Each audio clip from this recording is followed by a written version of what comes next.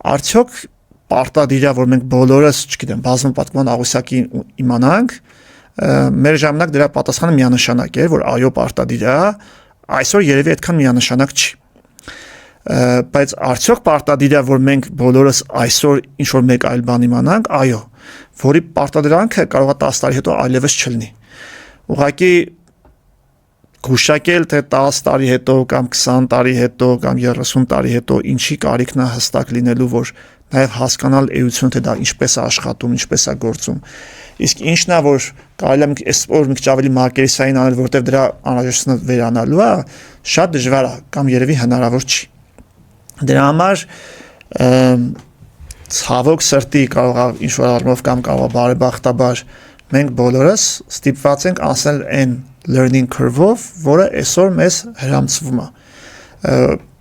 Մյուս կողմից ինքը նաև challenge է դասատուների, դասախոսների համար, որովհետև հաճախ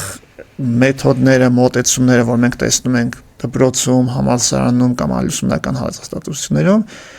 իրանք այդքան դինամիկ ու արագ չեն փոխվում, ինչքան իրողությունն է։